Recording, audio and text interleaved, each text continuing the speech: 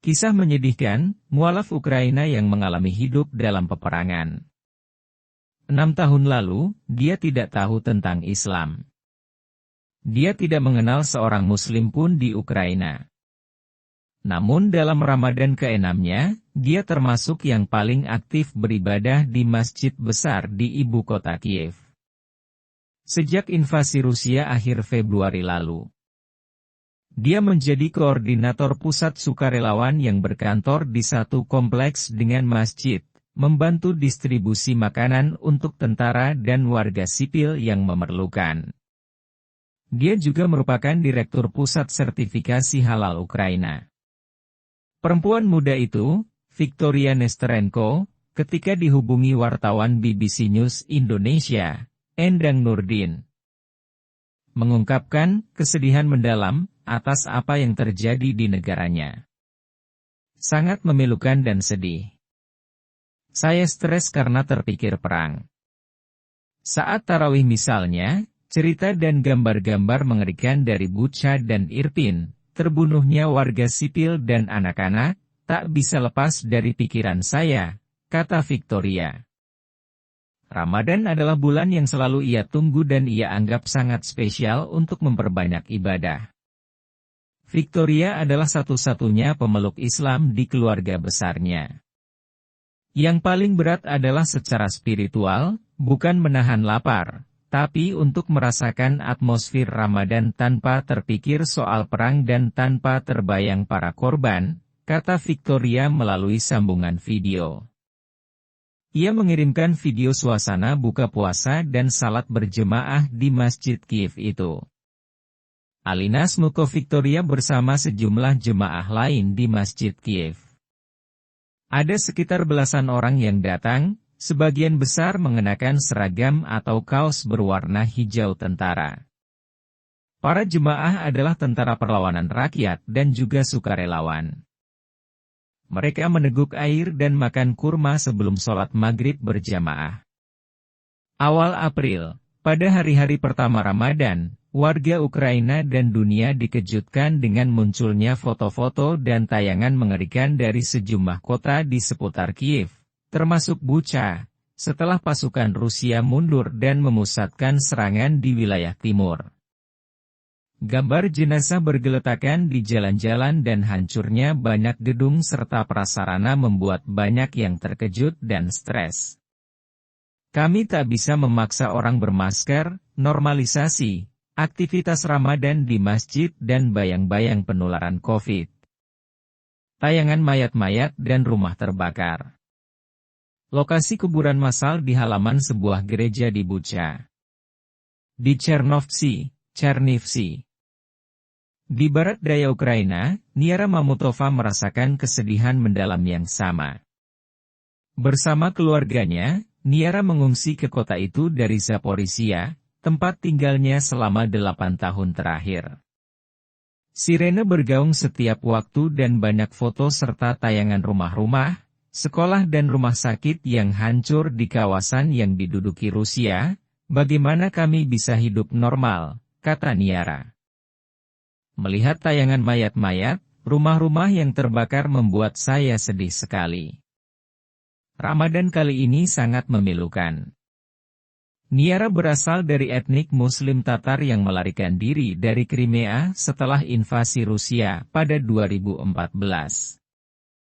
Namun sekitar 8 tahun menikmati hidup di kota Zaporizhia, ia terpaksa mengungsi lagi, hanya 3 minggu setelah melahirkan anak keempatnya. Masjid-masjid di Ukraina banyak yang dibuka untuk menampung para pengungsi. Niara dan Victoria mengatakan agama menguatkan mereka melalui kondisi sulit ini. Islam membantu saya untuk menjadi lebih kuat dan dapat melakukan apa yang bisa saya lakukan untuk membantu orang. Kami tetap membaca Al-Quran dan itu menjadi sumber kekuatan kami, kata Victoria. Niara mengatakan hal senada, imannya memperkuatnya melalui waktu paling sulit dalam hidupnya. Agama sangat penting dalam masa sulit seperti ini. Agama membantu saya, kata Niara. Kami paham bahwa perang adalah ujian. Bila Allah memberikan ujian, Allah juga akan membantu kami melewati ujian ini, katanya, dan menambahkan doa, agar perang segera berakhir. Niara dan Victoria bercerita tentang tantangan yang mereka hadapi dalam menjalankan Ramadan di negara yang dilanda perang itu. Victoria membantu mendistribusikan makanan dan obat-obatan untuk tentara dan warga sipil. Saya berusaha membaca Al-Quran lebih sering lagi. Sulit khusyuk sholat karena lelah dan stres, kata Victoria. Kami selalu mencari waktu untuk sholat. Bila sedang di lapangan, terkadang kami melakukan sholat jamak, namun kami tak pernah meninggalkan sholat. Kegiatannya sejak invasi Rusia pada 24 Februari lalu terpusat di pusat sukarelawan, yang terletak satu kompleks dengan masjid dan pusat kebudayaan Islam Ukraina Kiev, serta di kantor pusat sertifikasi halal. Sebelum memutuskan masuk Islam pada 2017 dan setelah berlibur ke Sri Lanka, ia tak mengenal seorang Muslim pun di Ukraina. Saya pertama kali berjumpa dengan Muslim justru di Sri Lanka saat berlibur di negara itu, cerita Victoria, menambahkan ia sempat mampir ke satu masjid dan merasakan begitu baiknya orang-orang yang ia temui. Sejak saat itu saya mulai belajar tentang Islam dan membaca Al-Quran. Orang-orang yang saya jumpai di Sri Lanka sangat baik dan selalu membantu saya. Karena mereka tahu saya berlibur sendiri dan mereka justru yang bertanya apakah tidak takut berlibur sendiri. Jadi setelah kedatangan pertama saya datang lagi setahun kemudian pada 2017. Saya ke masjid di kota kecil itu dan masuk Islam. Saat itu saya yakin, inilah agama saya, sesuatu yang indah untuk saya. Tak begitu banyak jemaah yang datang untuk sholat tarawih sejauh ini, menurut Victoria, karena masih diterapkannya jam malam, sementara transportasi umum juga belum beroperasi. Saat perang dimulai, di masjid kami di Kiev dalam 3 minggu pertama hanya saya. Perempuan yang datang ke masjid dan setelah suasana mulai stabil sedikit, sudah mulai ada perempuan lain yang datang ke masjid, katanya. Pada Ramadan sebelumnya, terutama sebelum pandemi, sekitar 1.000 orang yang datang untuk berbuka dan tarawih di masjid itu, kata Victoria. Pasukan Rusia begitu dekat dengan kota kami. Niara menggendong bayi terpaksa meninggalkan kota tempat mereka tinggal 3 minggu setelah invasi Rusia pada 24 Februari.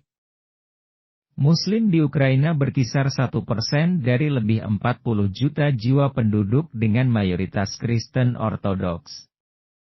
Namun sejak invasi Rusia, diperkirakan hampir 4 juta orang mengungsi keluar Ukraina, menurut data Badan Pengungsi PBB, UNHCR. Sementara jutaan lainnya mengungsi dan terpencar ke kota-kota lain. Sebelum mengungsi, Niara dan keluarganya tinggal di kota Zaporizhia selama 8 tahun. Ia mengorganisir LSM perempuan dan pusat sukarelawan dengan menjalankan berbagai kegiatan untuk perempuan Muslim. Perang terjadi 3 minggu setelah kelahiran anak keempatnya, dan ketika mereka tengah memikirkan rencana Ramadan. Kami sangat terkejut. Misil berjatuhan di bandara. Kilang minyak terbakar, pasukan Rusia begitu dekat dengan kota kami. Saat itu hanya ada satu jalan menuju keluar kota dan kami memutuskan untuk mengungsi, cerita Niara. Perjalanan naik mobil ke Chernovtsi yang biasanya dapat ditempuh 8 jam, memakan waktu 4 hari. Tidak seperti Perang Crimea, yang hampir tanpa menimbulkan pertumpahan darah, invasi Ukraina banyak menelan korban. Perjalanannya ke Chernivtsi sangat menyulitkan, terutama bagi anak-anaknya. Anak-anak terpisah dari teman-temannya. Mereka kehilangan rumah. Kami tak aman lagi di kota kami. Pesawat tempur Rusia tetap terbang dan bom mereka bisa jatuh di mana saja, termasuk di kota ini.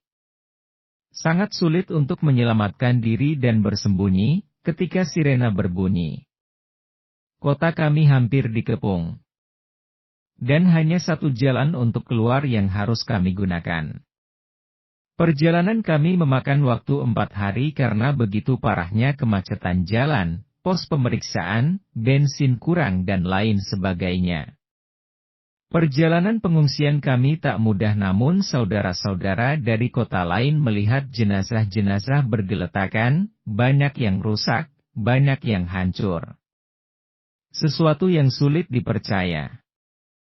Sampai sekarang pun, masih sulit kami percaya bahwa ini kenyataan, tambahnya.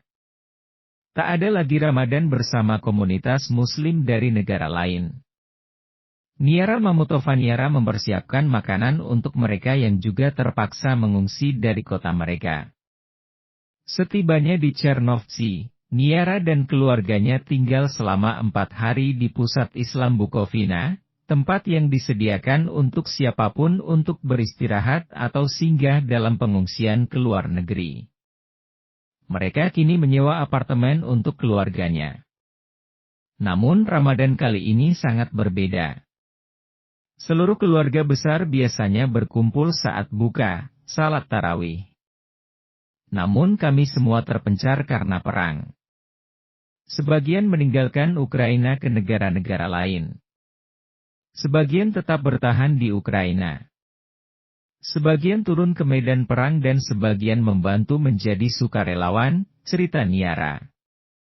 Ramadan selalu berarti khusus di kota kami, Zaporizhia. Kami sangat beragam.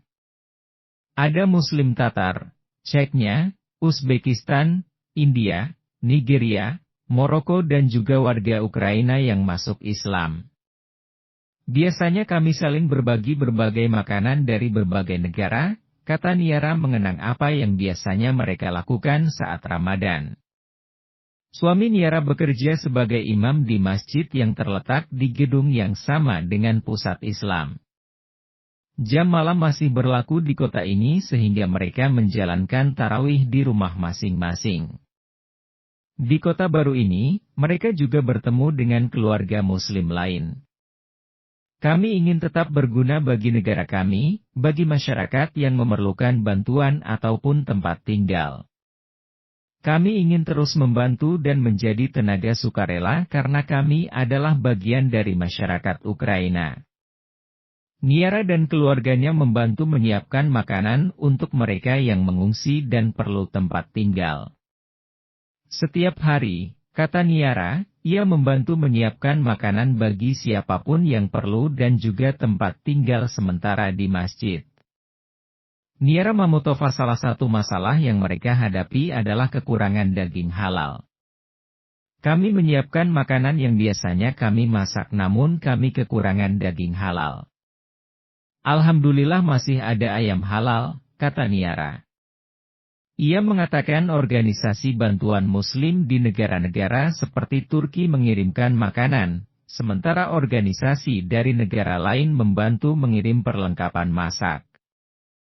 Victoria mengalami masalah yang sama di Kiev, terutama untuk persediaan makanan halal dalam kaleng bagi tentara di medan perang. Kekuatan rakyat Ukraina adalah persatuannya. Victoria Nesterenko adalah koordinator LSM Sayap Kemenangan untuk membantu personel militer dan juga warga sipil. Ia berharap masalah makanan halal bagi serdadu Muslim bisa segera diatasi, terutama makanan jadi dalam kaleng yang tak perlu lagi dimasak. Melalui organisasi Sayap Kemenangan, kata Victoria, ia akan terus melanjutkan tugasnya membantu sebanyak mungkin orang. Saudara-saudara dan teman-teman saya berjuang melawan Rusia, katanya. Saya merasa saya harus terus membantu semampu saya. Saya memiliki tanggung patriotik. Kekuatan rakyat Ukraina adalah persatuannya. Kami harus tetap bersama dan saling membantu. Dengan begitu, kami bisa mengalahkan musuh kami, tambahnya.